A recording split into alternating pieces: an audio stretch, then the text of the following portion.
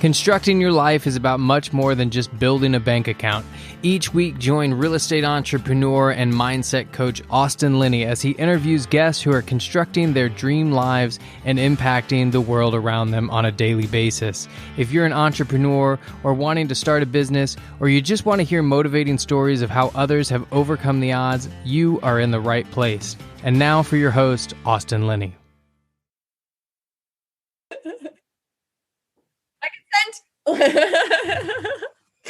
Guys, we're not going to have any fun at all. Welcome to Construct Your Life. This is Austin Linney here. Guys, look, I really want to take a moment. Guys, this is very important. I've got royalty here. The most popular people in real estate right now, Suzy and Michael. There's nobody hotter on the planet than Suzy and Michael. Me and Adam talk about this all the time. I'm like, these people are everywhere. You think Austin's everywhere? Y'all are everywhere. So, so excited to have y'all on. We have Suzy and Michael. Me and Michael just met 5 seconds ago, but this is perfect. Me and Suzy are best friends already, so we're good.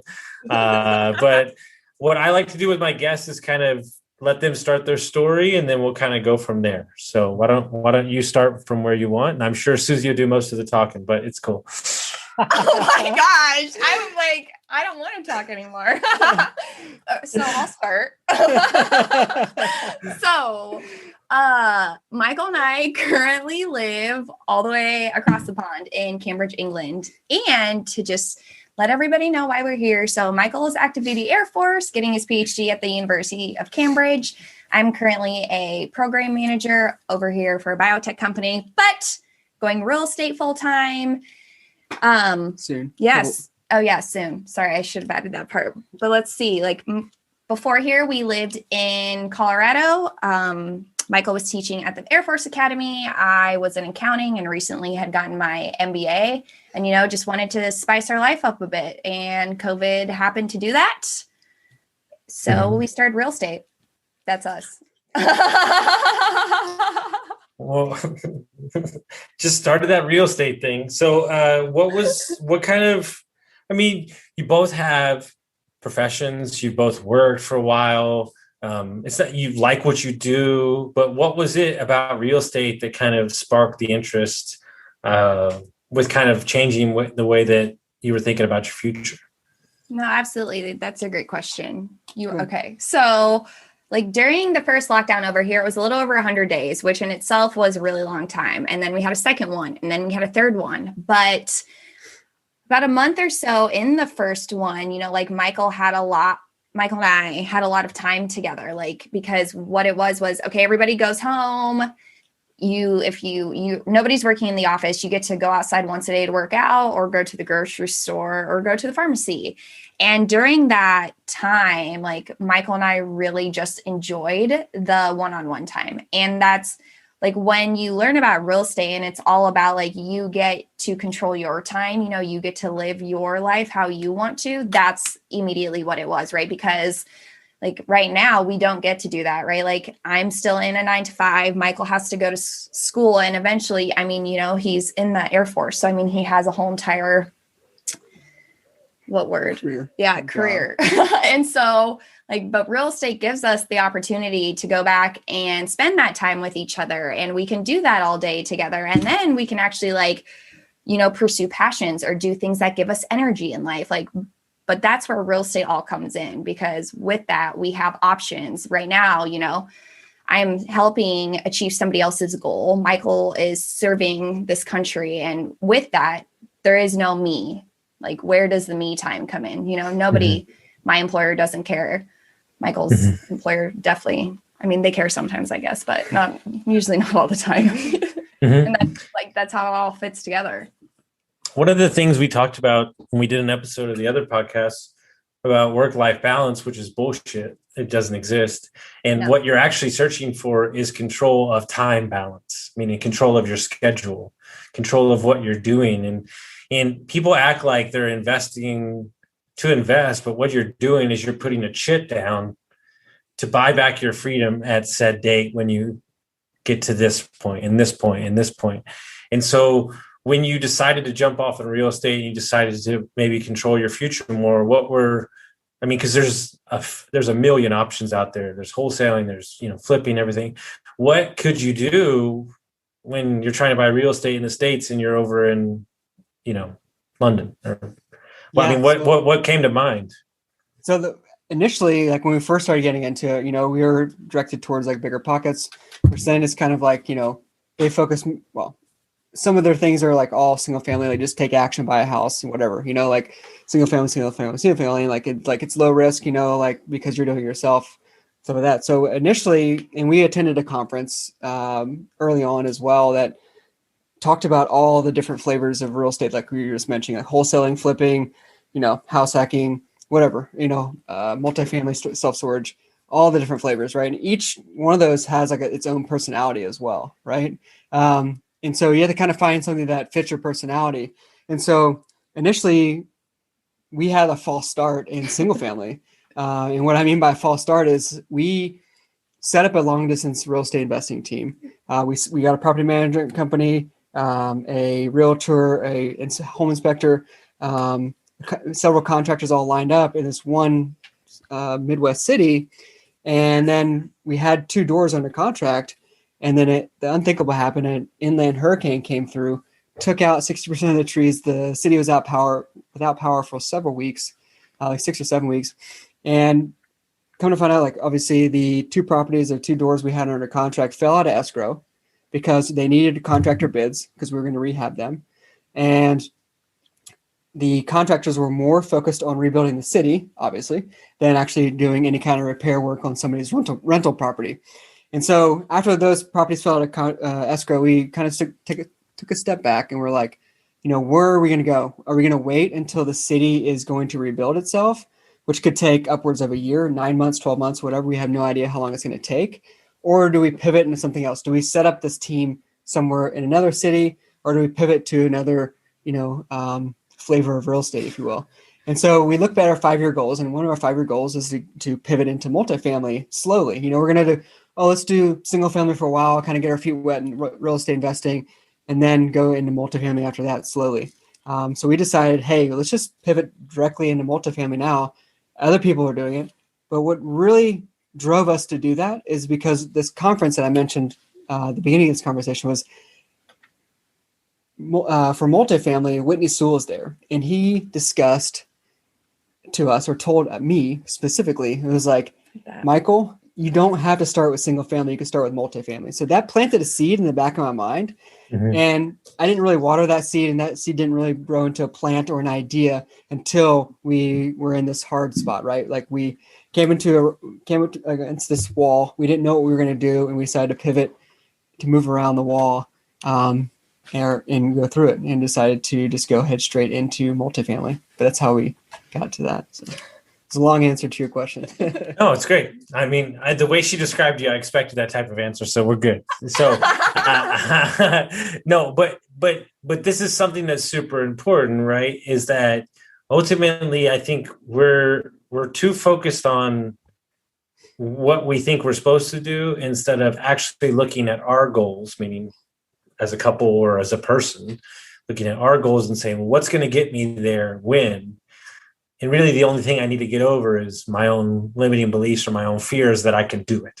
Right. Mm-hmm. Like, and then once you do it, then you're like, well, that wasn't that bad. And then you're like that much farther ahead. And so I asked somebody, I said, look, if you went and bought a 6-plex, right, just for grins, just use a number, and you were to say, oh, I bought a 6-plex. Well, wow, you sped up your things like 2 years, like that's quick, and then what if the 6-plex turned into 12-plex? Well, y'all didn't even do that. Y'all decided to go a different route and snag into an 88 unit. So how did you find the deal? Yeah. So I just want to touch on something real quick that you mentioned, Austin. And that was, you start doing these things and you're like, oh, that was easy. And then you start doing bigger and bigger and bigger, right? It's like this mindset shift that keeps shifting up and up. But one of the things we started doing is like, we pivoted straight in. We're like, let's do multifamily. We jumped into all these networking events. We're like, oh, we can do something like 10 to 20 units. We'll look for something like that. And then we started getting these spaces where these people were talking about, buying these 100-unit properties and things like, wait, hang on a second. We're just like them. If they can do it, we can definitely do it, right? Yeah. And so we're like, the first property we actually put an LOI on was 126 units. And after that, I was like, oh, now we can just do anything 100 units plus. We're not looking for anything else, right? So that's kind of, our criteria kept growing, and now we've settled into, around 100. We want something that can support on-site manager and on-site maintenance, right? But well, I was going to add too, like, even for me, right? Like, I have only lived in apartments. Like, even now we're renting. I've actually never even owned a home. So like, some people even get stuck there. Like, oh, I've never owned a home, so that should be my first step. Or because like our home is like our safe space where it's comfortable, then like a single family home or a duplex also feels comfortable, but like, you don't have to be in either of those spaces. Like, you can go bigger, like you said, like just connect it to your goals or what brings you energy. Because even for us, right, a huge thing is that like we wanted an asset that could handle like 9 to 5 Monday through Friday property management. We want to be working on the business, not in the business. So the smaller we got, we would be working in the business more, right? Because whatever they're not doing on those off days, we'll have to cover that. We can't, like, who's going to be there? Yes, we have a boots on the ground, but I mean, like, we're all involved in this. Like, this is a team sport. And so like, even remembering that like it is a team sport. So you don't have to just choose comfort, which would be a single family or a duplex or even, a triplex, whatever that may be. So when I met my friend now and my mentor, he said, listen, I'm very busy. He said, I like you a lot. He said, I got 15 minutes. Like, that's all I got. If you want this meeting. And I said, yes. So I bought a plane ticket. I flew across the country to California, and I sat down and had coffee with him at like 8 a.m. in the morning. And he said something to me that changed my life forever. And this was like right when I was getting into masterminds or anything like that. And I sat across from him. He said, within 2 minutes of the conversation, he looked me dead in the face. And he said, you and I are the same person. We can do the same exact things. I just got started before you, surrounded by better people. That's it. Yeah. And in that moment, everybody in my life came down off the pedestal, and I became the pedestal. And so it's the same thing that you said, is that I met these people and I'm like, dude, here's the deal. I met a lot of millionaires that have multiple businesses that are really dumb. So I'm like, oh, shit, I can do this. Right. And I met plenty of people that have 1,000 units that can't really, do anything. So it's funny that you correlated that. You're like, whoa, like, we got this. Right. And then, so the question is, because you took the chance, because you got that first one, now we're talking about 188 units and we're talking about more and stuff like that. And so it's amazing how fast. I would imagine that after you close this next one, you got to rewrite your goals, if I'm not mistaken, probably. Right? But that's a good thing, though. It's like losing weight and your clothes not being able to fit. Yeah, that's true. That's a good problem to have. Yeah.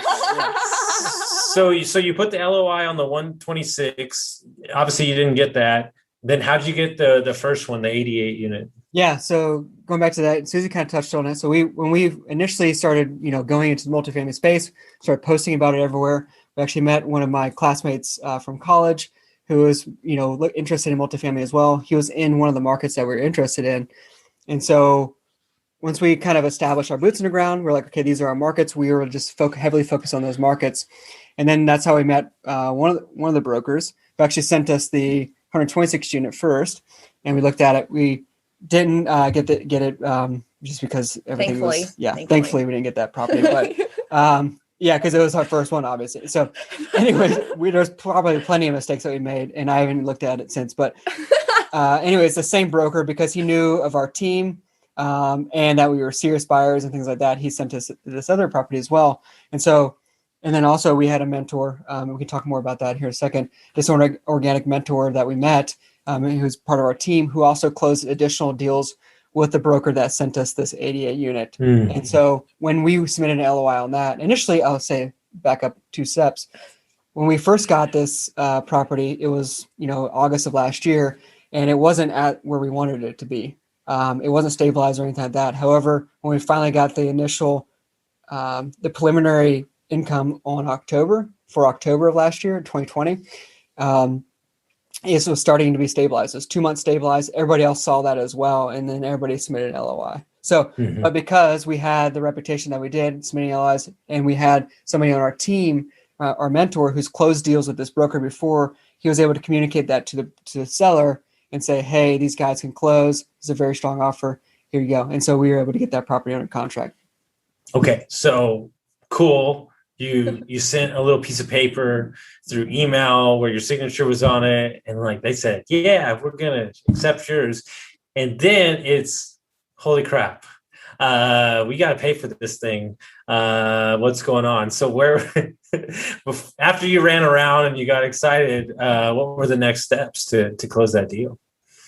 So much paperwork. Like my mind is blown by it's true. Nobody tells you how much paperwork you have to do. Like it is crazy, right? So I mean, like even with the paperwork though, right? Like we have to raise capital, and raising capital is not easy. We were doing 20 to 25 investor calls a week, like beforehand and even during. All we did was spend time on Zoom, right? Because like I think one person, or we heard it and it made sense when they said it. So it clicked, like you needed to start raising capital yesterday. We're like, okay, well, we got to put the jetpack on then, like there's no choice. And if we want to go into the next acquisition fully loaded, we need to keep the jetpack on.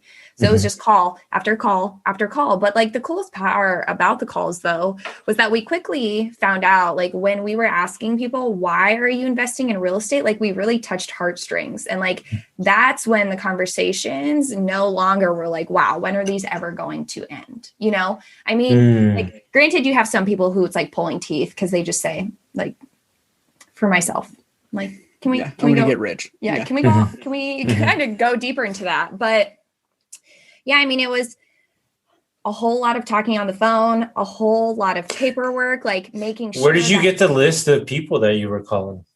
Oh, that's fun. So we found out very quickly it was not our friends and family at all. Okay, I was going to ask that question because that's the thing I keep hearing over and over again. Yeah. Yeah. I wish we had rich friends. Yeah, I do too, because it would have been so much easier. But we do now. There you go. Awesome. We went to so many meetups and so many conferences, and we snipped the screen when we could see everybody's name, and we reached out on LinkedIn and said, hey, like we're attending the same conference. Like, what's your favorite thing about the conference? Who's your favorite speaker? What'd you learn the most about this? And gradually you also get into what are your real estate investing goals? Because a lot of active investors still want to be passive, right? Like they have active income that they, want to save taxes on by throwing in a syndication, things like that. Well, I mean, and you also have people who are into Airbnbs, are into notes investing, but like they don't get the same tax benefits as you would in a syndication, so like that's a huge thing. We've met a lot of people who were like, oh, well, I attended this multifamily event because, like I'm in notes and single family, and I just want to receive all the great things you do, but I want to stay in this lane and I'm just going to trust you and yours. I'm like, that's totally fine. I can do that. I can do this with you, But like, it's the biggest shift actually too was, because this is all new. We're on Zoom, which is already new for some people, but now we're talking to like even more strangers at the beginning. And it's just like getting over that. And if like somebody doesn't want to invest or they never open your email, just like not taking it personally, right? Because that's like what can drive you as well. Like, oh, it's totally okay because I have more people to talk to. I mean, this is almost what this whole entire space is about. Like you want to be with the best operators who like you trust and who you align your goals with. And that's not going to be every single person that you talk to. Not everybody is going to like our thesis. Not everybody may not particularly like you, but it's like moving past that of like just not taking stuff personal because you don't need to. Like if people say like, yes, they'll invest and they never do, just like move on. You'll find somebody who aligns with you and that relationship will be so much better for you and your soul and your business. I can equate this to my coaching business. I've had a lot of people that aren't comfortable with radical honesty and they act like they want accountability, but they don't really want accountability. And maybe in the beginning, I took them on because it was a lot of money or there's scarcity of clients. And you get about 2-3 weeks in and you're like, no, that doesn't work. Like this feels really uncomfortable. And then you get the people that 100% align with you and it feels like they're your best friend and it's so easy and you can go a year with talking to them every week and it's not a big deal. Right. And money raising is kind of the same way, is that a lot of people are going to say, well, they've never done anything, I'm not going to give them money. And then you do a couple things, and then they're like, oh, well, now we're going to give them money. So I think a lot of it comes full circle. And I think that the number one thing that you can't have is attachment to what they're going through, because like maybe their money's tied up somewhere else right now. Maybe it is. But I think the number one thing that everybody needs to get over, and this is the number one thing, because we're going to go out and buy businesses, is that to think that people don't have money sitting around. That's one thing I've realized, is that there's a lot of people out there that have money saved up that you wouldn't even think about it. And you need to like create that abundant mentality. And so when you got into your first money raise, I mean, were you oversubscribed, just subscribed enough? Like how did that go for you? And how long did you have to do it? We gave ourselves 5 weeks, I think it was, like from the time of the webinar until we closed. It was like just shy of 5 weeks, I believe. But do you want to talk more about it? No, it's fun. You. So we learned several different things about the capital raising. So number one, here's some mistakes we made. Number one, we had the webinar on a Thursday night. What are people doing after they watch a webinar on Thursday night? Probably going to eat dinner with their family, and then probably going to bed and getting ready for Friday or getting ready for the weekend. What are they doing on Friday? Hey, they're not thinking about your deal. Yeah. They're thinking about the weekend, right? And what are they doing on the weekend? Definitely not thinking about your deal. They're definitely hanging out with their family and doing the things that they want to do, right? And so we made a couple of mistakes. So we had to raise like 1.75 million on this first deal. And so after the webinar, we had like $1 million raised, and we're like, cool. Like right after like 24 hours, we're like, cool. This is going to be a breeze. We got it all figured out. You know, we were counting the money coming in. We're good to go. And then, Saturday comes, nothing. Sunday comes, nothing. Monday, still crickets. And then during this time, hard tack session. Suzy and I are not sleeping the entire time, right? Because we're like, oh my God, we have to find $750,000 somewhere. Our life is over. Our dreams are crushed. Yeah. Nobody's going to work with us if we can't raise capital. What do you do? Yeah. That's what it felt like. And so we literally we weren't sleeping. And it was really horrible experience. But then Tuesday rolled around, Wednesday, money started coming in, Thursday, Friday, and we had it all raised in like 2 weeks. But the first couple of days, first 6 days or whatever, we were not sleeping very well. And then our mentor was like, we finally were like, oh, let's get on the phone with our mentor and chat with him. He's like, oh, it's fine. This happens all the time. Like, you'll be fine. I was like, oh, somebody who's done it before multiple times, is a relief, I'm like, why didn't we talk to you like on day 2, right? Yeah. Instead of not sleeping for a week and then deciding to talk to you. But, yeah, he's like, oh, you're totally fine. I'm fine. I think we didn't want to talk to him because I was like, I'm kind of embarrassed. Like I wanted to be able to raise money faster, and I didn't want to tell him. But then it also went to it felt like with some individuals, we even had to rehab the conversation, right? So questions that were definitely answered during the webinar or sent out in an email. It's like, okay, well, they want to hop on the call and ask the questions again, because that extra sense of security. And even at that point too, though, you have to try to recognize your nonverbal cues, how you're sounding, because you never again want to sound like you're in a scarcity mindset, right? You want to sound like you're in an abundance mindset, oh yes, this is a great opportunity. If you're not in it, then there'll be another one, instead of I really, inside, if you're thinking I really want your money because I want to close, your voice completely changes, you know what I mean? And so it's even getting past that, which is crazy in itself, because you have never experienced the emotions before. And it's just, it's navigating a whole new you. So what we've done now, and what we did for the second one was, now we have the webinars on Tuesdays and in the afternoon. So they have the rest of the day to, now that's fresh in their mind, they can do a little research if they need to. They can log into our investor portal and fund it and things like that. So this next deal that we just closed on, we were able to raise the funds within 24 hours. So, but we also were going, a little bit before the webinar, making sure that people had any questions and things like that. So, and I think it has a lot to do with your team too. So many people at the beginning feel as if you might have to stay with that team for every single deal afterwards, but you don't. And yes, those conversations can be difficult to have, but if you know what your goals are, you have to align yourself with people who can also help you achieve those, right? You don't stay with a group of people just because you're with them from the beginning. Like if you are not going to grow, then why are you in this? Because that feeling in itself will be way more stressful than the conversation of like, hey, I don't think our goals are aligning for this next one. Like, let's chat after this. You know what I mean? Like, because that whole sense of relief is a thing in itself. Well, you said something I can't get out of my head, navigating the whole new you. I think that should be the motto every morning when you wake up.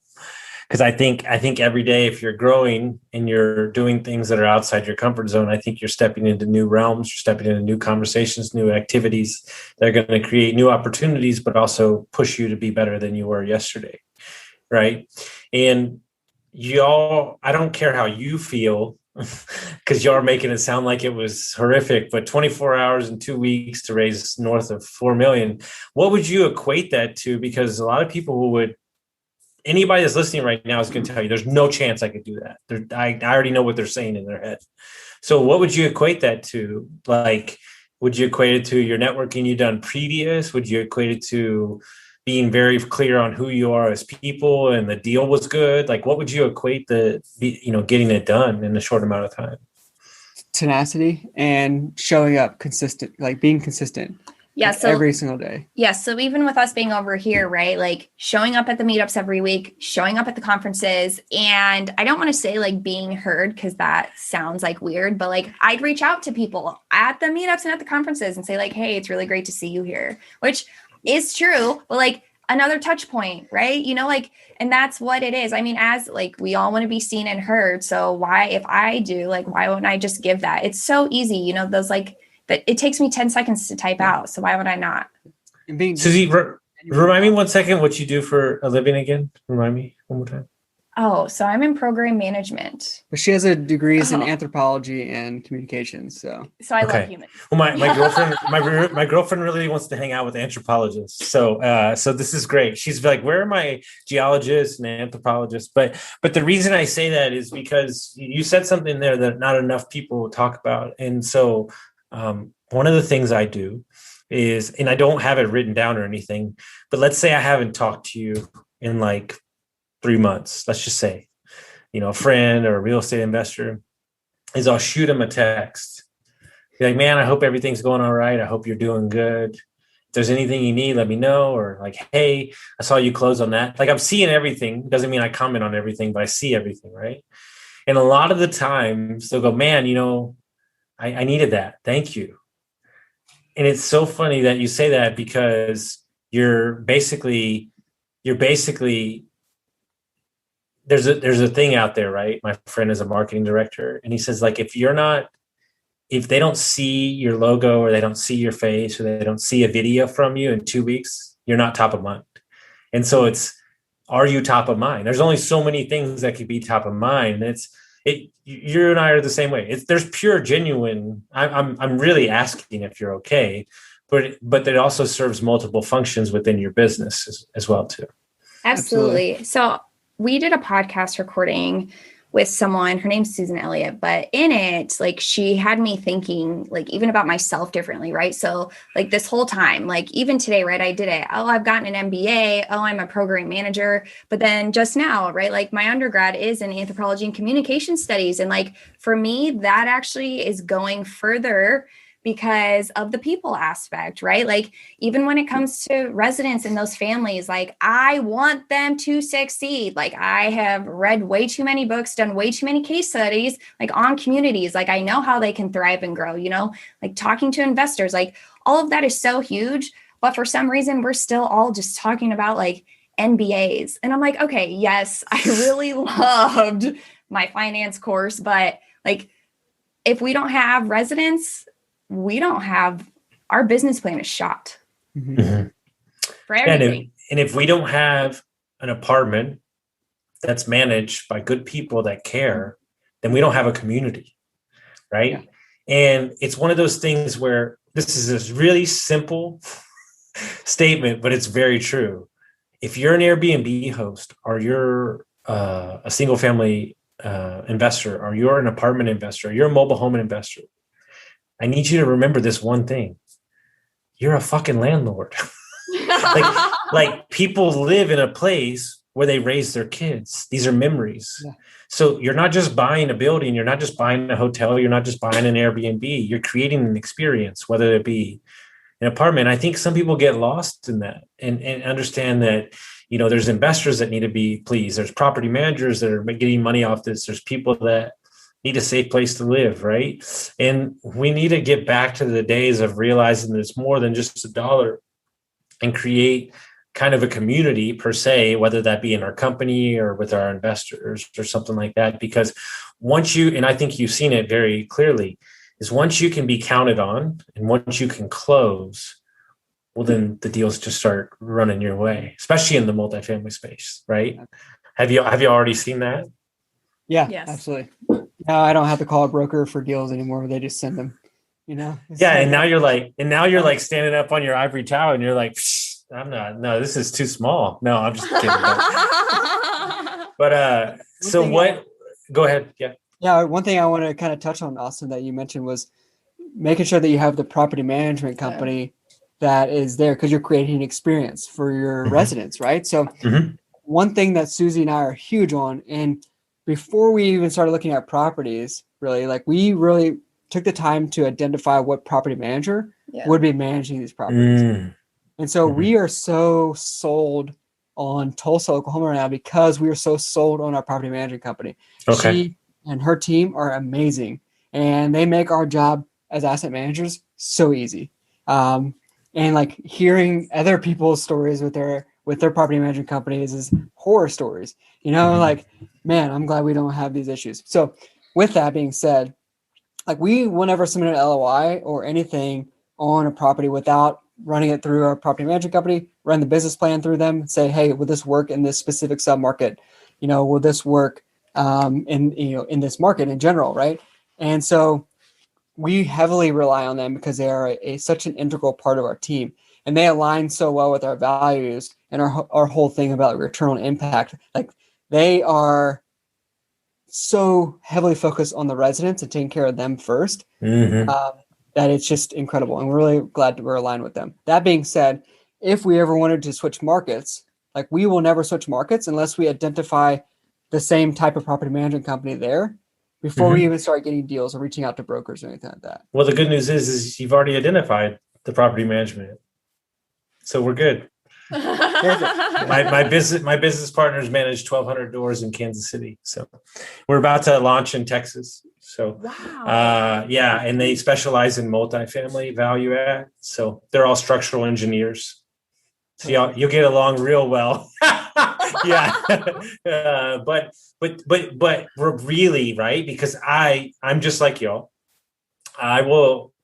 We'll see if I ever actually buy a property that I live in that market. I'll be very curious to see if that ever actually happens to me, because I love to travel. Right. And one of the things and when I met Suzy, one of the things that we get along with so well, and you said it right there in that statement, is return on impact. Like that's my why. It's the only thing I care about. It's literally nothing else matters. You cannot beat me because I literally can go all day, because if I change one person's life today, or change one idea, or help one person move forward, or they're a better husband, they're a better father, I'm good. I'm good. That's the only currency I need. So really talk to me about what that means to y'all and how this is such a focus in your business. Absolutely.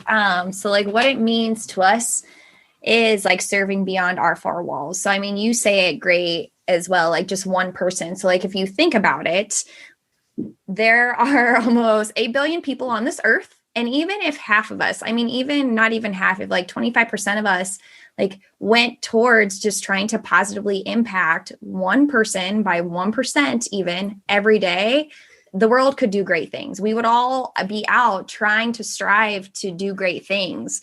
But so like with Michael and I mean, just as a, partnership, couple, spouse, whatever, all of the above, he has been a professor, will be professor again. So like education is important to him. For me, I've been a coach and a mentor. So like our whole thing is how can we continue to provide education, because that's what we love, right? That's why we put out content. Like, that's why we're content creators, because you can never give enough education to the world. But how can we do that outside of a traditional classroom? Because that's just a whole different sphere in itself. And so what we would love to do is that once Michael can like retire from the Air Force, is we want to go live all over the world and live in these different communities and see how we can serve them best. And if we can build a school in that community, then we will. But like, even beyond that, like, well, your first investors right here. It's done. No, I'll raise the fund for it. Yes. That's awesome. I'm dead serious. Not even, you literally are doing exactly what I want to do. So yes. Yeah, because like basic education solves so many problems. And like, well, you said no, you said it perfectly there. Basic education. Yes. Yeah. Yeah, basic. I was going to add to that, like when we get into these communities, like so the basic education is not the traditional Western education, right? Like it's whatever is needed for that specific developing country, right? Like, and so many people think, oh, let's just shove like Western education down these throats of these people. And they don't need that. They need like just basic skills and things like that. And that would just change so many issues with poverty, so many issues with like population control and stuff like that. So, you know what's interesting as I dive into this we could unpack this conversation for 17 hours, but I'll try to sum it up. So when the riots started happening last year, and I started thinking about like, how can I, regardless of my coaching and just like overall, I've talked to, investors from all over the country, and thought to myself, like, how do we like really impact? Well, it starts in middle school, high school, and elementary, right?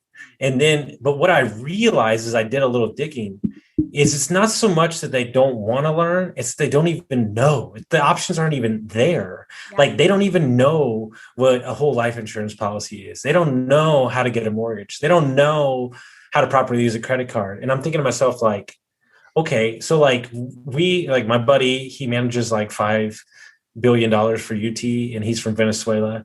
And like him and I's dream is to create like a middle school, high school program for kids, like financial literacy, because it wasn't until I worked private equity that I realized I had no idea how money actually worked until you work private equity and you're like inside of it.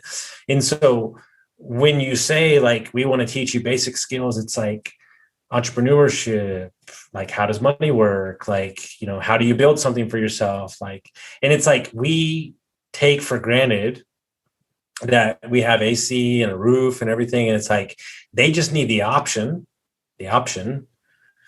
of impact. And if you give them that and you focus it, one of the things that I dream about, and I'm sure y'all are the same way, is like, I've got like a 6 to 9 year plan to go as hard in the paint as I can with as many businesses and as many investments as I can.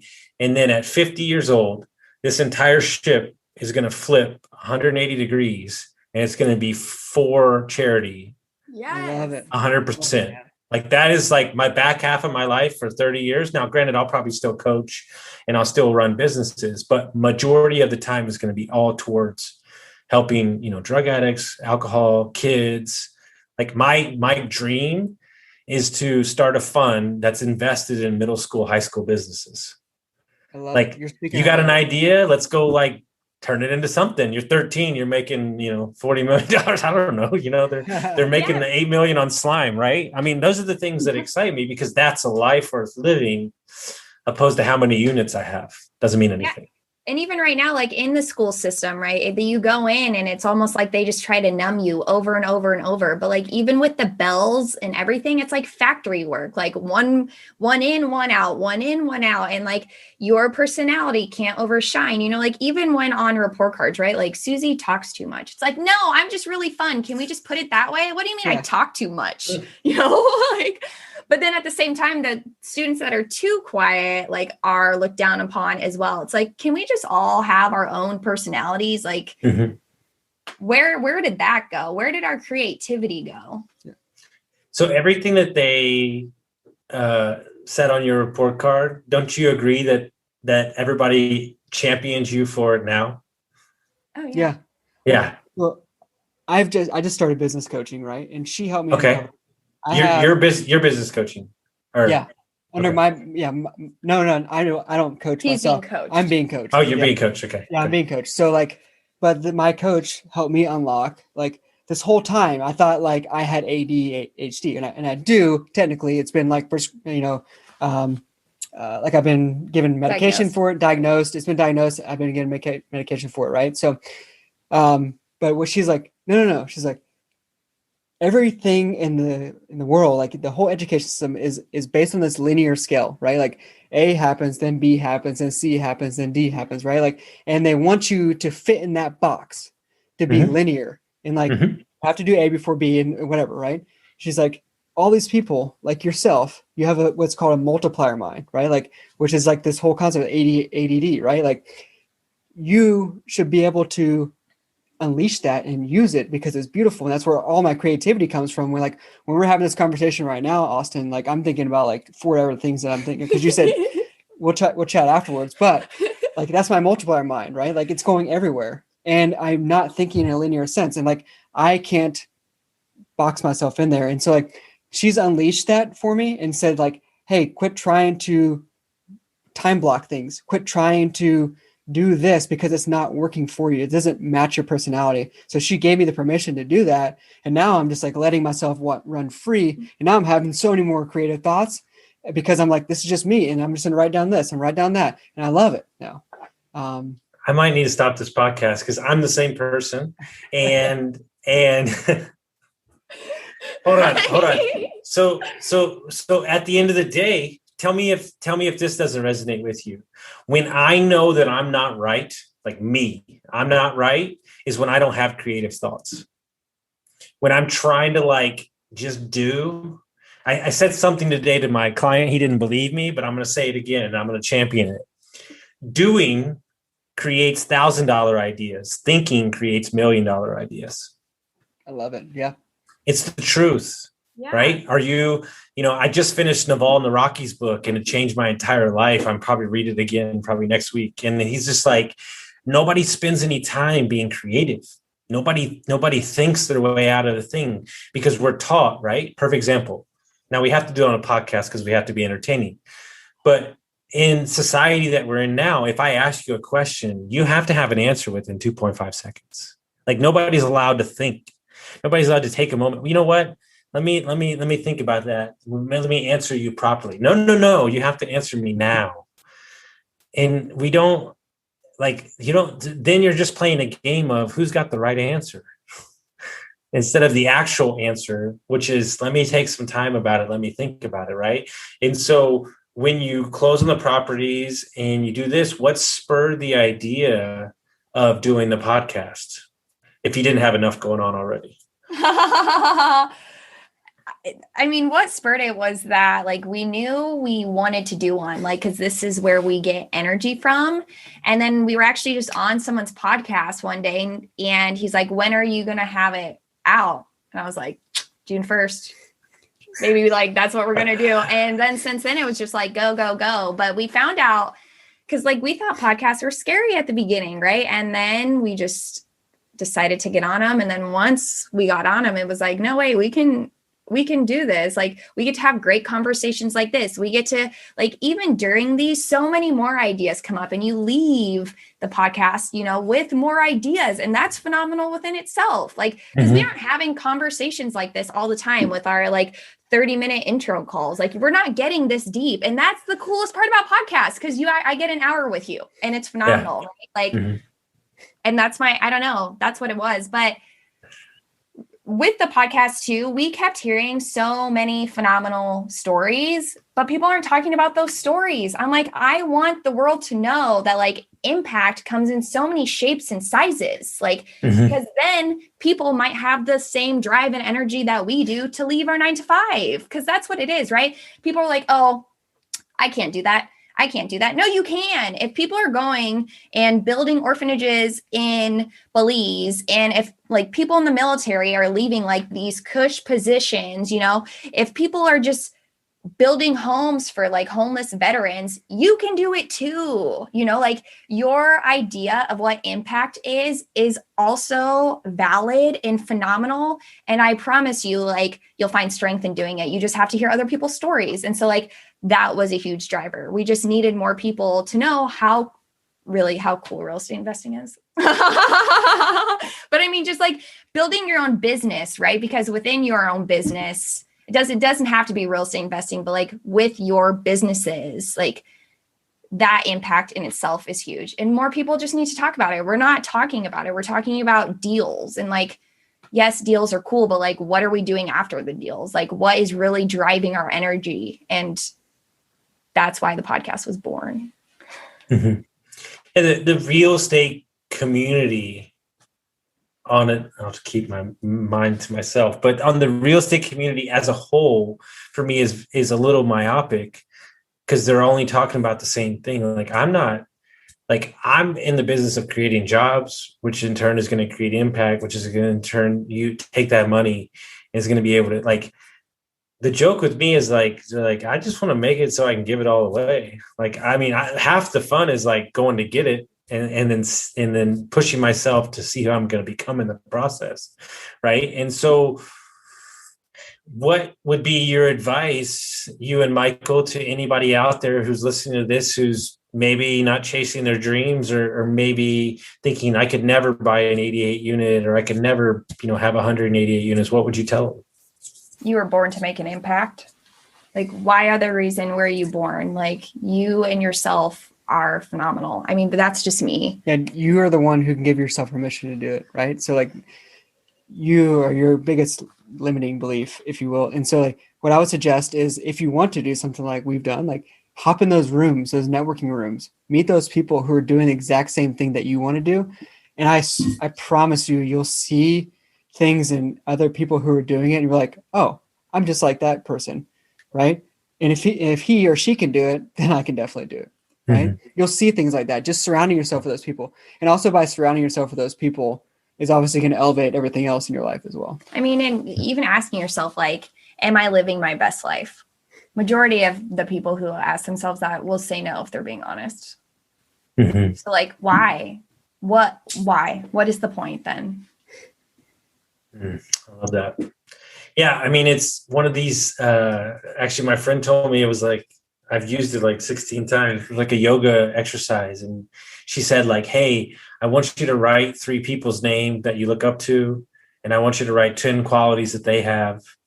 And so they wrote the 10 qualities. And she goes, I want you to cross all their names, the 3 names out.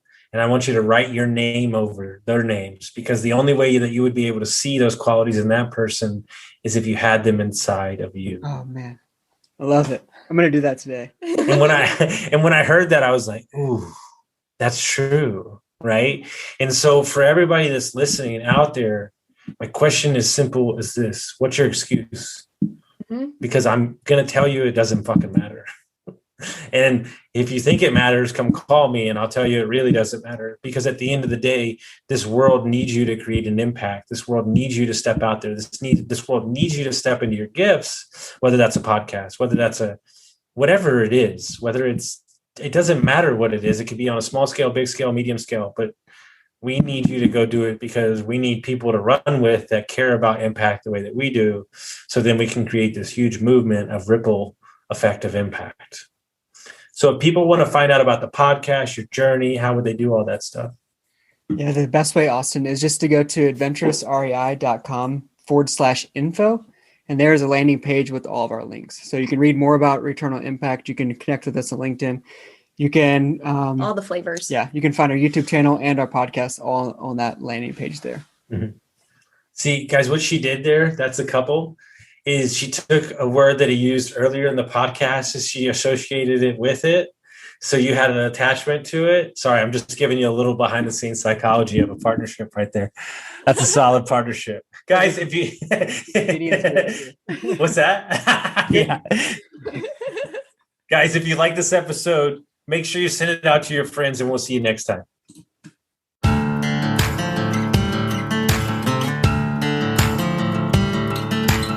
Thank you for listening to Construct Your Life with Austin Linney. If you enjoyed this episode, be sure to rate, review, subscribe, and pay it forward by sharing with a friend. Most importantly, take this opportunity to start constructing your life by taking immediate action on what you learned. For show notes, resources, and more information on one-on-one coaching with Austin, visit constructyourlifepodcast.com.